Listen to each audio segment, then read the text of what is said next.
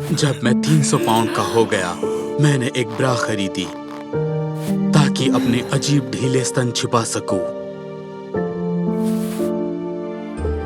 Sir, fitting room से बाहर आइए, वरना सिक्योरिटी बुलानी पड़ेगी।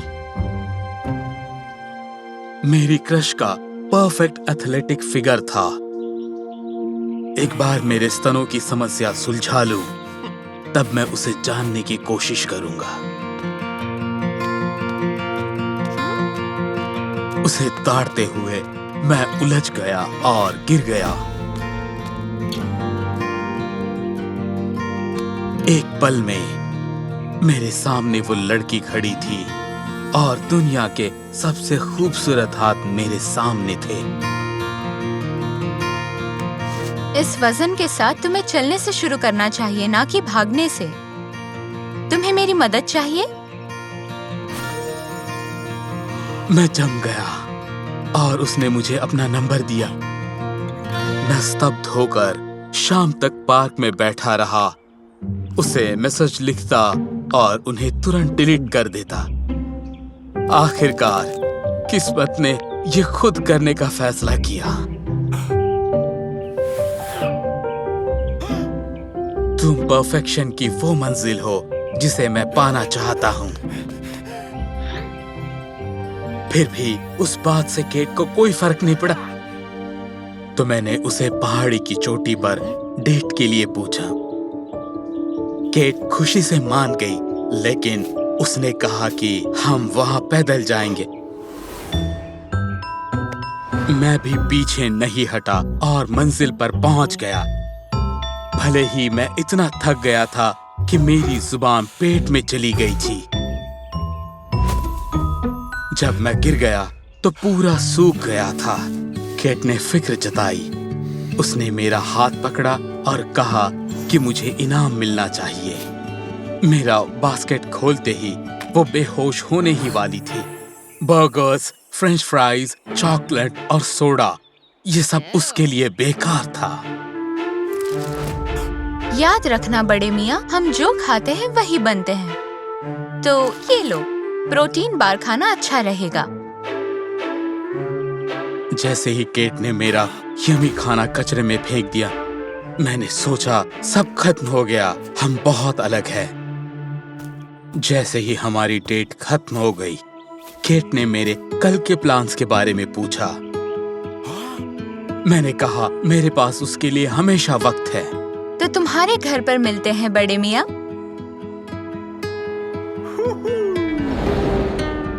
अरे नहीं, मुझे केट को अपने कबाड़ खाने नहीं बुलाना चाहिए था।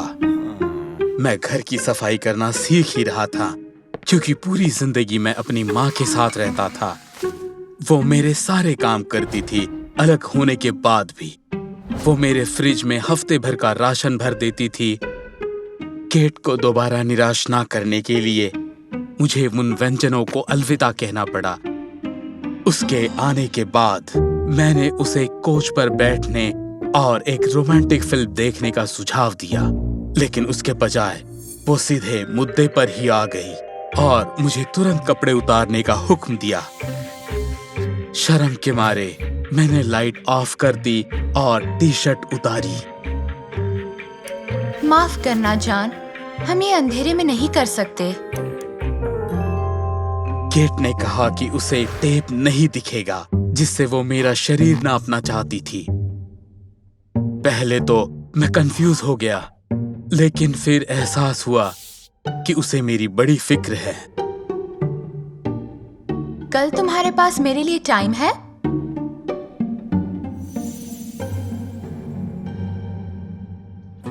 केट और मैं, हम दोनों रोज मिलने लगे।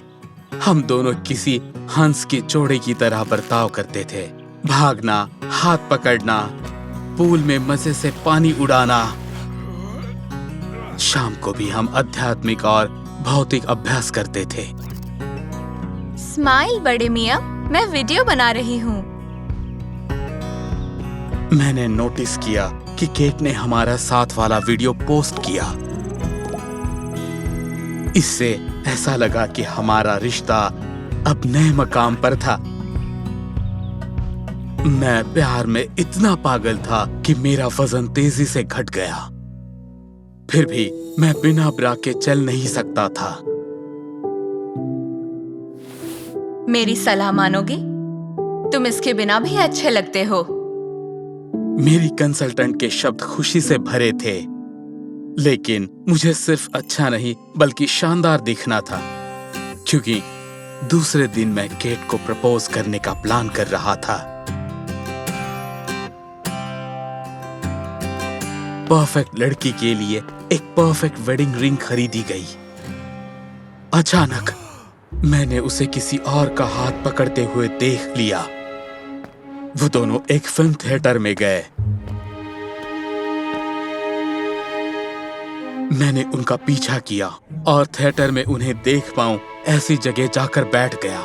लाइट बंद भी नहीं हुई थी कि उस लड़के ने केट को हग किया। मेरी गर्लफ्रेंड ने उसके कंधे पर सिर रख दिया। मैं चुप नहीं बैठ सका और गुस्से में चीख पड़ा, लेकिन केट ने ऐसा बर्ताव किया कि मानो कुछ हुआ ही नहीं। उसने कहा कि मुझे देखकर उसे खुशी हुई। मैं तुम दोनों को एक दूसरे से कब से मिलवाना चाहती थी। ये मेरा मंगेतर है, केन। मैंने उसे रोका और पूछा, तो हमारा क्या? केट को मेरी बात का मतलब समझ नहीं आया। तब मैंने उसे एंगेजमेंट रिंग दिखाई और उससे अपने इरादे जाहिर कर दिए। बड़े मियाँ, माफ करना, तुमने समझने में गलती कर दी। तब समझ आया कि केट का कोचिंग करियर बनाने का सपना था, लेकिन कोई अनुभव नहीं था।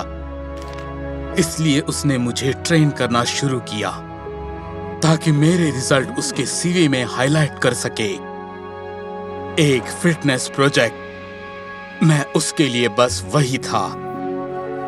मैंने केट से पूछा कि उसे मेरे बारे में कोई फीलिंग्स हैं, लेकिन उसने खूबसूरती से टॉपिक बदल दिया। माफ करना, फिल्म शुरू हो गई है। कल दौड़ पर मिलते हैं और सब डिस्कस करते हैं, ओके? उसके बाद मैंने केट से बात नहीं की।